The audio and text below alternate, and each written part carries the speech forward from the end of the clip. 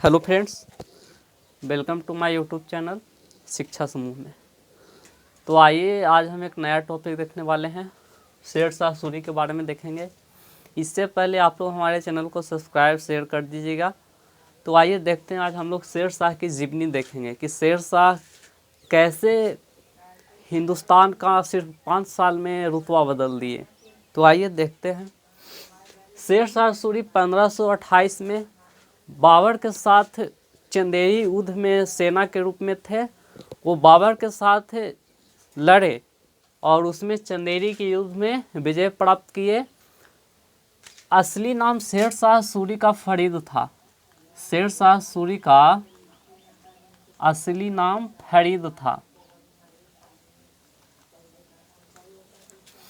उसने जब 1528 का चंदेरी युद्ध किए, उसके बाद वो बिहार के एक छोटे से कस्बे में आकर रुक गए।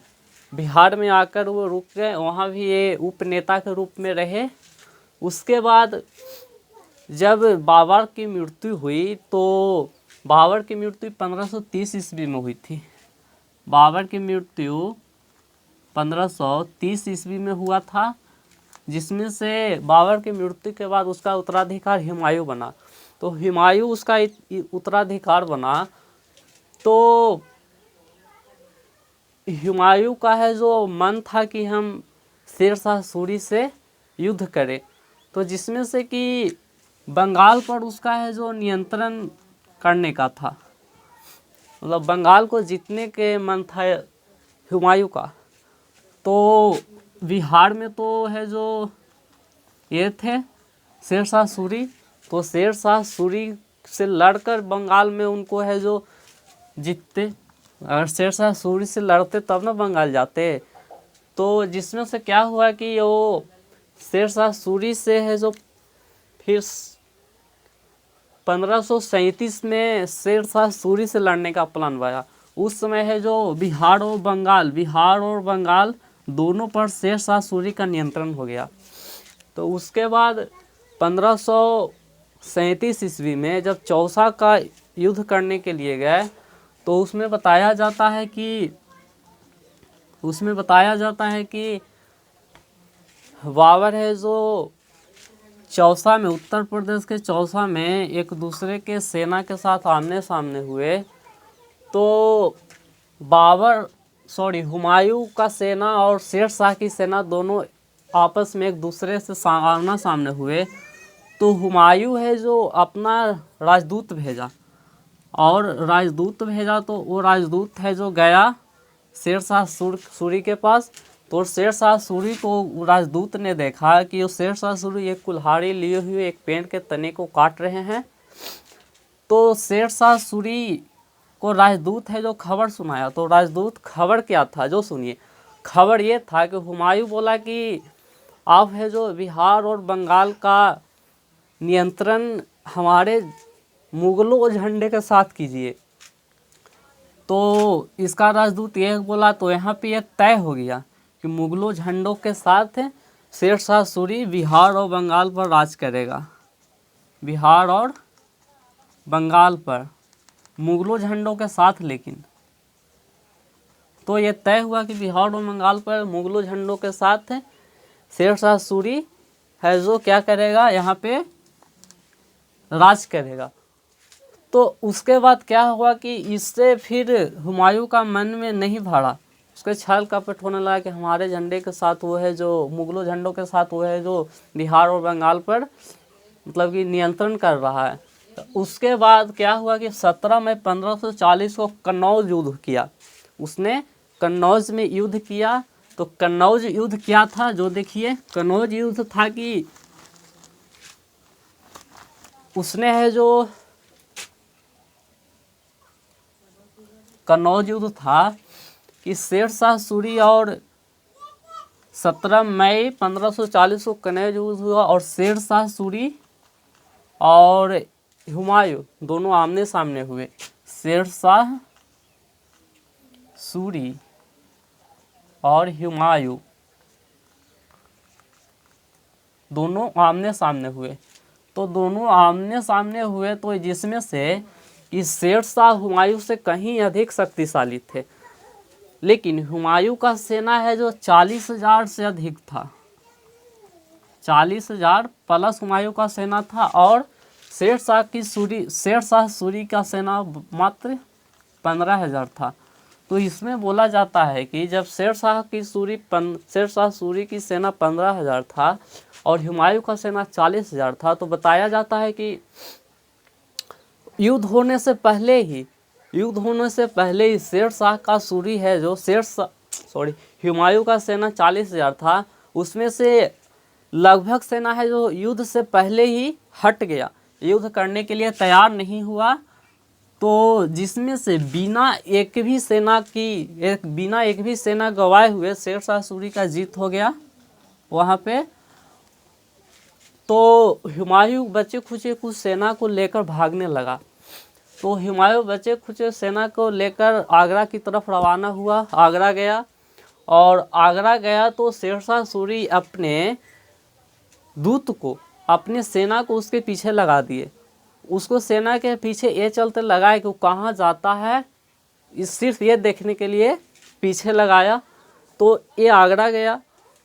तो आगरा जाकर वहाँ से अपने बेगम हुमायूं अपने बेगम दिलदार को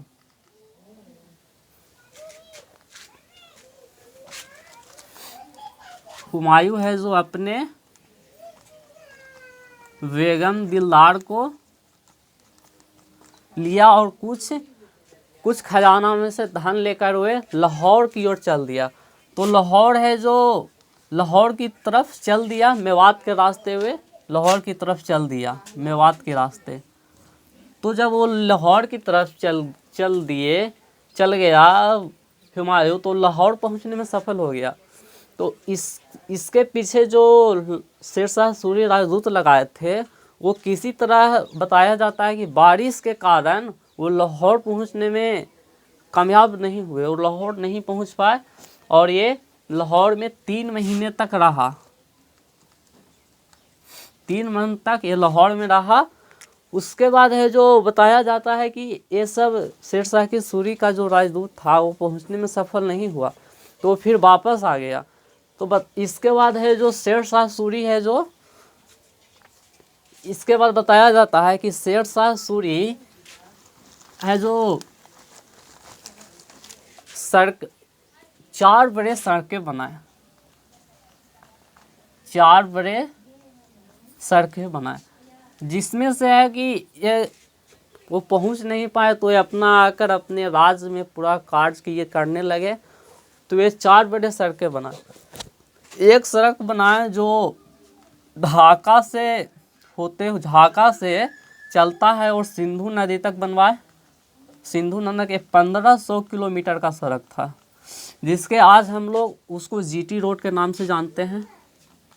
ये शेर शाह सूरी ही बनवाए थे। आज हम लोग जीटी रोड के नाम से जितने भी ये सड़क बनवाए थे, उस सड़क के दोनों तरफ से पेड़ लगाए थे, सड़क के दोनों तरफ से पेड़ लगाए थे, ताकि उस पे यात्री चले तो कोई उनको दिक्कत का सामना न करे पड़े, धूप नहीं लगे, छाया लगे, इस चलते ये पेड़ लगाए। और शेर शाह सूरी हर सड़क पर 2 कोस की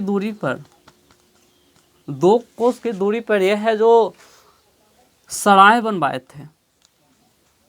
सराय है जो रुकने के लिए होता है, वहाँ पे खान पान आदमी का, हम लोग आज उसको है जो ढाबा टाबा कुछ बोल देते हैं।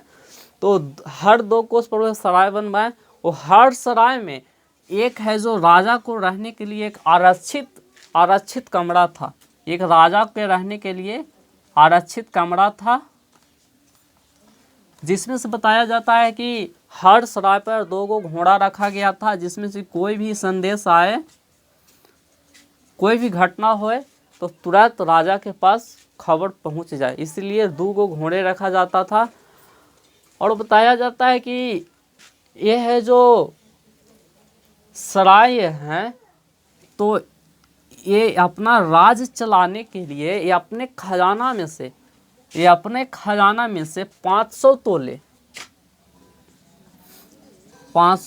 सोने, यानी 500 तोले सोने प्रत्येक दिन, बताया जाता है कि अपने खजाना में से 500 तोले प्रत्येक दिन राजा बेचकर जितना भी उससे पैसा होता था, जो लोगों को जितना भी सराय थे उसमें से जो भी लोग थे जो मतलब कि कमा नहीं सकते थे, उनको लिए फ्री भोजन कराते थे सबको, जितने भी हज़ारों लाखों लोग प्रत्येक समय पर चलता था ये, इनको है जो चलता था उसको हम लोग क्या बोलते हैं, मतलब कि लंगर इसको बोलते हैं कुछ, मतलब चलता है इस प्रत्येक, और सबको फ्री में खिलाते थे। एक ऐसा राजा थे जो इनको राजा एकदम बहुत ही अच्छा माना जाता है, ये राज करने के लिए इनको भी बहुत अच्छा माना जाता है। तो इसमें से प्रत्येक सराय पर 2 सराय में फ्री भोजन कराया जाता था। उसके बाद है जो आगे हम आगे देखते हैं, आइए, जिसमें कि बताया जाता है कि हर गांव में एक प्रधान रखते थे। इनको प्रशासन बहुत चुस्त रहता था, इनको प्रशासन में कोई कमी नहीं होता था। ये हर गांव में है जो एक प्रधान बनाते थे। बताया था कि कोई भी लोग किसी को अपराध कर दे वो गांव में, तो उसको है जो उसको जिम्मा प्रधान का ही रहता था कि उसे पकड़कर जो भी है सज़ा उसको दिया जाएगा, ये प्रधान का ही काम रहता था। और इतना ही नहीं, जो भी है जो गांव में कुछ भी हो रहा है, जैसे कोई जो मर्डर कर दिया, किसी को हत्या कर दिया, किसी को घर में लूट लिया, तो ये सब का जिम्मा ये प्रधान का रहता था कि उसका पकड़ कर ये है जो सज़ा दे सके। और है जो बताया जाता है कि उसके बाद जब है जो राज चल ही रहा था, तो 1544 में कलिंजर का किला का वो घेरा डाले, मतलब कलिंजर पर किला पड़ा है। तो किला पर क्यों आए, तो किला पर इसलिए आए, उसने है जो वीर सिंह बुंदेला को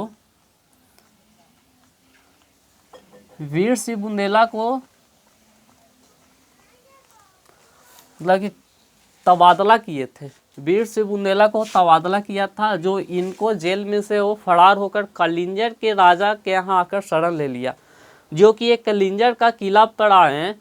तो ये है जो कलिंजर के राजा से बोले कि हमको उसको दे दो, तो कलिंजर का राजा देने से मना कर दिया।